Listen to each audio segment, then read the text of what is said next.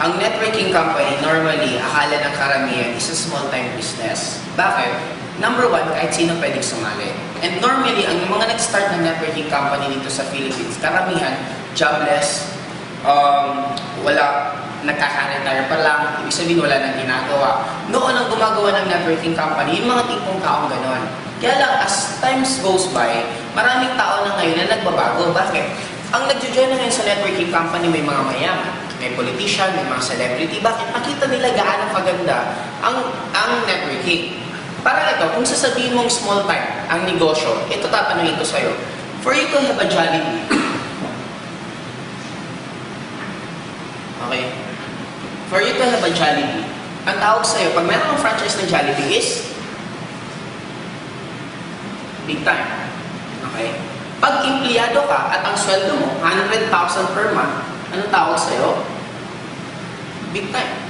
Ngayon, sa Jollibee, ang pinakamalaking pwede lang kitain for one single day na ang income mismo, hindi na, hindi na mismo less expenses na. In short, ito na mismo yung net income nila, halos 24,000 per day. Kasi meron akong friend, tinanong ko, sabi ko, paano masasabing magandang-maganda yung benta nyo ngayon na araw na to? Sabi nila, pag kumita daw sila ng halos 24,000, isang araw, ibig sabihin, yung jackpot na sila that time. Ngayon sa InGlobal, sa networking, magkano pwedeng kitain? Meron akong kilalang tao, kumikita 100,000 per month, 100,000 per week, 200,000 per month, meron mga ganon. Sa InGlobal, ilan din ang pwedeng kitain for one single day? Ganito din kalaki. Ngayon, ito ang nagiging dilema. Kaya akala nila small time ang networking. Bakit? Mura lang ang registration. Magkano ang registration? 7,980. Sa 7,980, kaya nakikita nilang small time. Bakit? Ang mura lang ng kapital. Kaya lang ang tawag ko dito, ito na nga yung evolution. Ito na yung makabagong way ng source of income. Tapos na yung panahon na para ka magkaroon ng negosyo, kailangan mo ng establishment, kailangan mo ng malaking tindahan para masabi kang big time. Bakit? Para ito example, Henry C.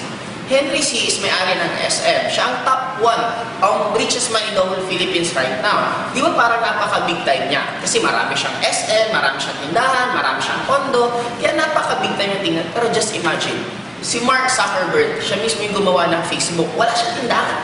Anong meron lang siya? Nasa internet. Pero sinong mas mayaman? Nasa top 20 most youngest billionaires in the United States, si Mark. Imagine mo, yun ang sinasabi ko makabago. Ano ba yung kapital niya? Nung nag-put up siya, nung Facebook, napaka-konti lang. Ito na yung makabagong way ngayon, na pwede ka naman yumaman in a short span of time. Bakit kailangan mo papahirapan pa sarili mo? Kaya hindi mo pwedeng sabihin small time lang ang networking kasi ito lang yung kapital. Ang bottom line dito, tingnan mo yung mga taong kumikita, na normally yung kinikita ng mga big time na tao, kinikita rin dito sa networking. Kaya nga, since nasa introductory stage ang networking right now, unti-unti pa lang na-accept ng mga tao at mga negosyante na magandang networking, huwag ka na magpatagal pa. Kasi katulad si Donald Trump, kung familiar ka kay Donald Trump, imagine mo siya mismo, nagtayo siya ng sarili niyang networking company.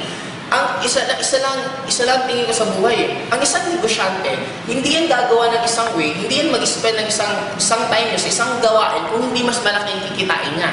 Ang gulang niyan, ito 100,000, ito 200,000. Tapos niya 100,000, doon siya 200,000. Ito 200,000, ito 500,000, doon siya sa 500,000. In short, nasa real estate na siya. Napaka-big time natin tingnan pag ang mga tao nag-real estate. Eh bakit si Donald Trump na nasa real estate, bakit pa siya nagtayo ng networking company?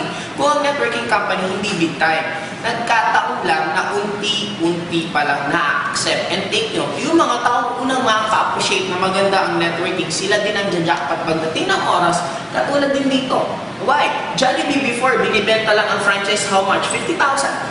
Walang bumibili. Bakit? Pinagtatawanan. Hindi naman kailangan sa Philippines ng spaghetti. Hindi kailangan ng burger. Ang kailangan sa Philippines, pansit. Kailangan ng siopaw. Yun ang uso before. Pero take note, nung na-accept na unti-unting maganda, marami nagtatawa sa Jollibee. Bakit? Saan ka nakakita bubuyog na kangiti? Di ba? Normally, pag bubuyog, matatakot ka. Pero maraming nagtawa. Maraming sa concept niya. Pero just imagine gaano nakabig time ang Jollibee right now.